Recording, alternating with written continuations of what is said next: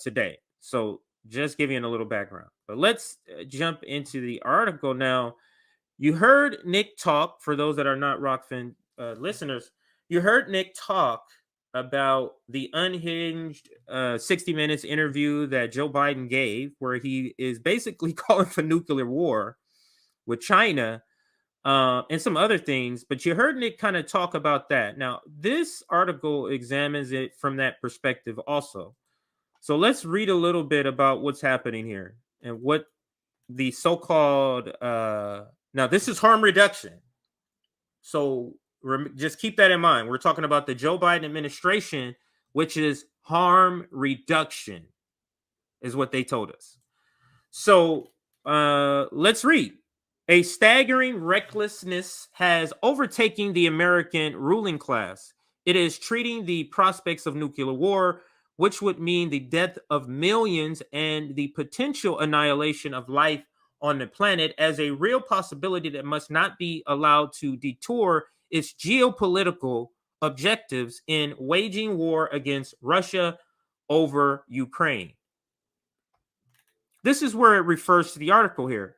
In an interview with CBS's 60 Minutes aired Sunday, U.S. President Joe Biden was asked by interviewer Scott Pelley, as now I could be pronouncing it wrong, as Ukraine succeeds on the battlefield, Vladimir Putin is becoming embarrassed and pushed into a corner. And I, Mr. President, what would you say to him if he is considering using chemical weapons or tactical nuclear weapons?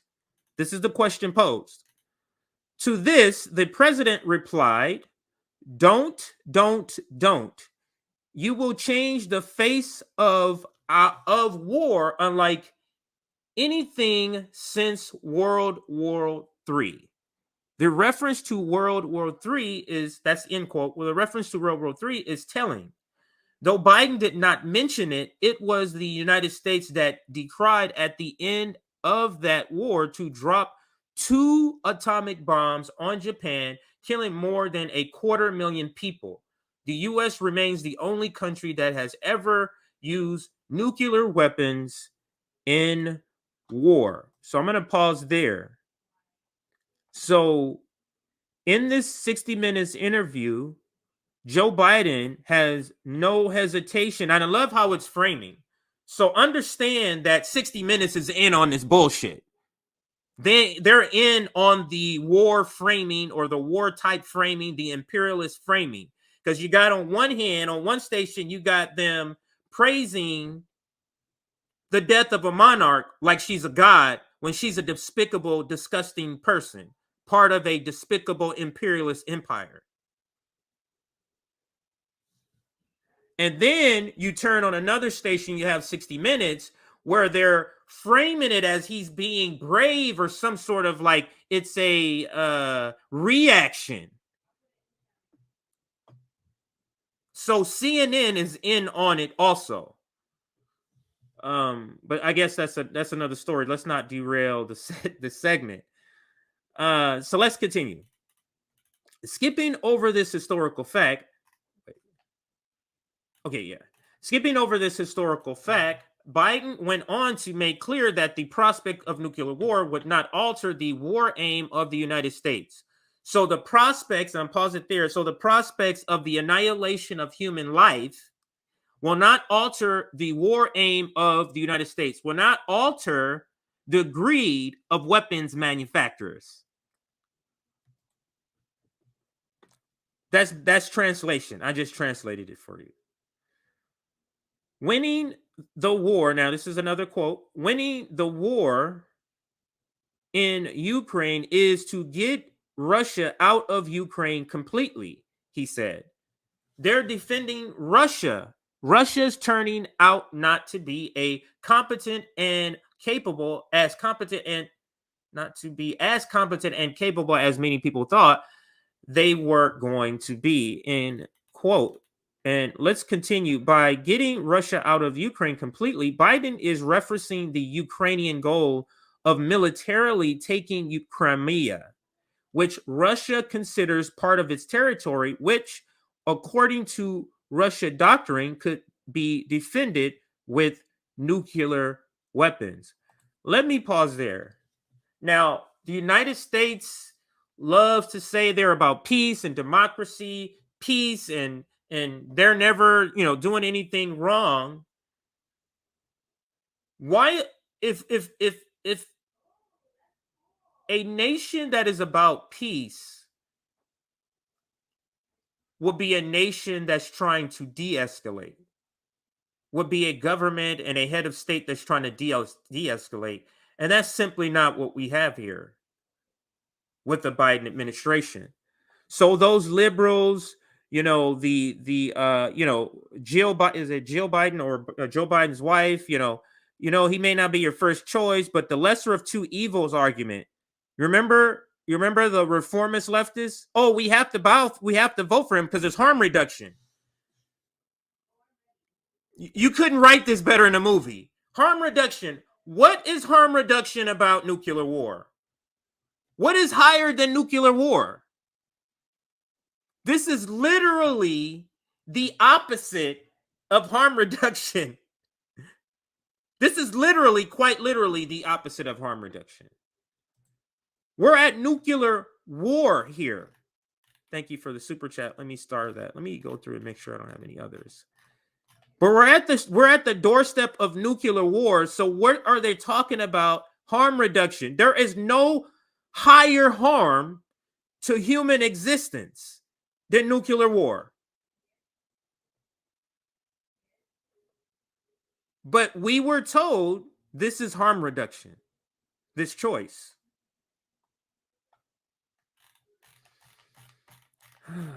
Man, it's terrible.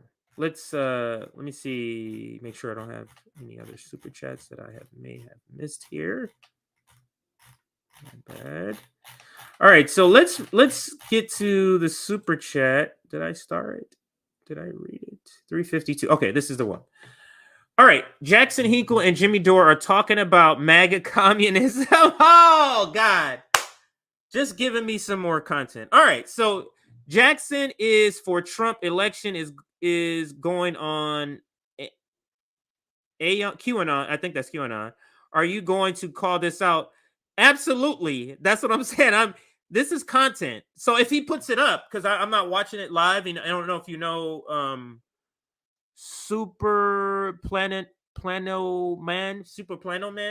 I don't know if you know, like, you have to be watching Jimmy Dore's lives. You can't rewind. Like, wherever you get in, you can't rewind. You got to watch from there, and once you're out, that's it. And then they go private. So if he uploads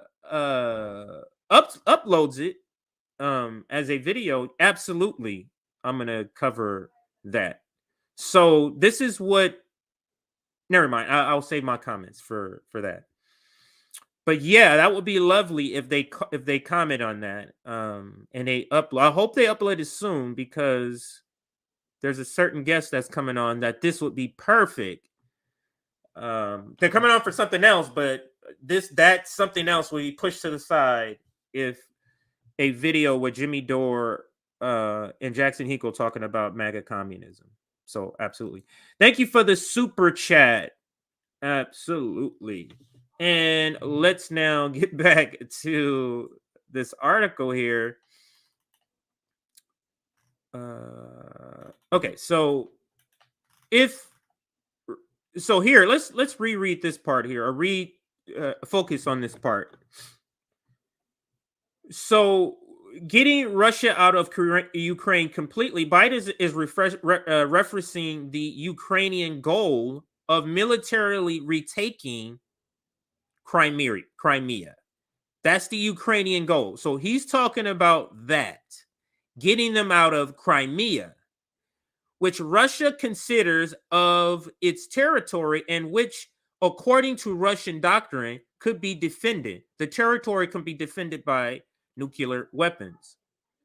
Now, let's let's add this other part, and you tell me this is not unhinged. So there's three major superpowers, Russia, China, and the United States we're talking about, all with nuclear arsenals, right? So one of them is essentially going, hey, picking on the other one, saying, "Hey, where's your nuclear shit? Bring it out, bring it out. Let's see it." That's essentially what the United States is doing. And so let me bring in the China part. So what's happening with China over Taiwan? You think so? Joe Biden doesn't know the plans of uh, China, their plans with Taiwan, unifying Taiwan. They don't know about this. Like they've known about this for years. But look at what the U.S. is doing: sending over delegates, sending over the corrupt Nancy Pelosi, the matriarch of the corruption in Washington D.C. Poking. What are they doing this? How is a responsible nation doing this? Poking other nuclear nations. And like not more than poking. Like you're threatening their sovereignty. All for what? What is the purpose? Because you're losing the grips? Your unipolar world is becoming multipolar, and a white nation, especially a white racist empire, cannot have that? This is completely unhinged. Completely. Let's continue. And then I also want to cover, I just thought of this, the railroad, because that's in the title. Just to give an update on that, I do want to, because I listened to Nick's stream. I didn't hear it in his stream, so I don't think he covered it. So, okay, so here we go. In fact, the U.S. goals go much further. In the wake of the collapse of the Russian forces in northern Ukraine, a mood of euphoria and triumphalism